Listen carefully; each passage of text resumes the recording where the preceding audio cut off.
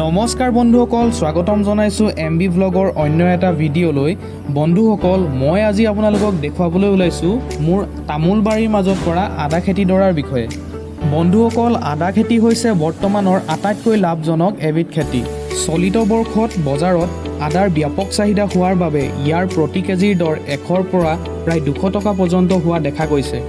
আৰু বহু আদা খেতিয়কে এই খেতিৰ দ্বাৰা লাভান্বিত হৈ স্বাৱলম্বিতাৰ পথ বাছি লৈছে। বন্ধুসকল, মই মোৰ আদা খেতিডৰাৰ বাবে প্ৰস্তুতি আৰম্ভ কৰিছিলোঁ মাৰ্চ মাহৰ প্ৰথম ভাগৰ পৰাই।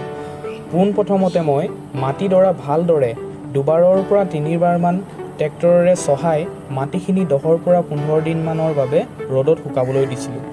যেতিয়া মাটিডৰা ভালদৰে ৰ'দত শুকাইছিল তেতিয়া শাৰী শাৰীকৈ কোৰেৰে ভেটি তুলি লৈছিলোঁ, যাতে অনাগত সময়ত বাৰিষাৰ বৰষুণৰ পানীয়ে মোৰ খেতিডৰা নষ্ট কৰিব নোৱাৰে। বন্ধুসকল, স্ক্ৰীনত দেখুওৱাৰ দৰে মই ভেটিসমূহত এটুকুৰা এটুকুৰাকৈ আদাসমূহ ৰোপণ কৰি গৈছিলোঁ আৰু আদাসমূহৰ ওপৰত 2 মুঠিৰ পৰা 3 মুঠিমান শুকান গোবৰ দি সেইসমূহক মই নৰাৰে ঢাকি দিছিলোঁ। বন্ধুসকল, আমাৰ আদাৰ টুকুৰাসমূহ আমি ৰোপণ কৰাৰ পাছত যেতিয়া আমি নৰাৰে ঢাকি দিওঁ তেতিয়া আমাৰ আদা খেতিডৰাত অলাগতিয়াল বনবাদসমূহ গজিবলৈ সুবিধা নাপায় আৰু আদাৰ টুকুৰাসমূহ প্ৰচণ্ড ৰ'দৰ পৰা বাচি থাকে আৰু কোনো ধৰণৰ ক্ষতি নোহোৱাকৈ গজালিসমূহ।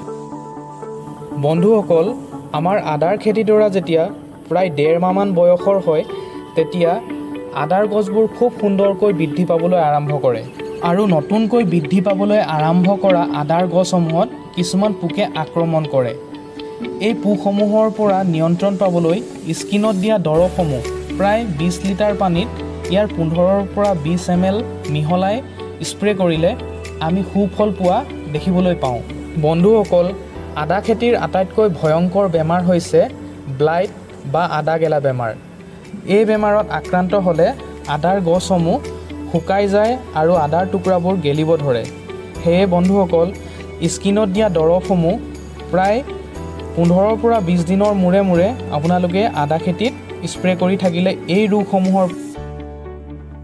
বন্ধুসকল, আমাৰ আদাৰ খেতিডৰা যেতিয়া প্ৰায় 3 মাহমানৰ অৱস্থা হয় তেতিয়া আমাৰ আদা খেতিৰ মাজত বিভিন্ন ধৰণৰ অলাগতিয়াল বনবাদসমূহে দেখা দিয়ে।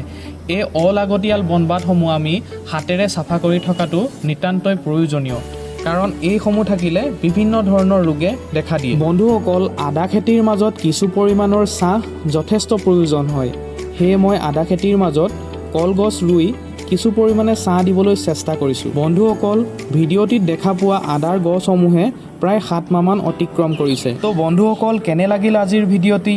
যদি ভিডিঅ'টো চাই ভাল লাগিল মোৰ চেনেলটো ছাবস্ক্ৰাইব কৰি দিব। ধন্যবাদ। জয় আই অসম।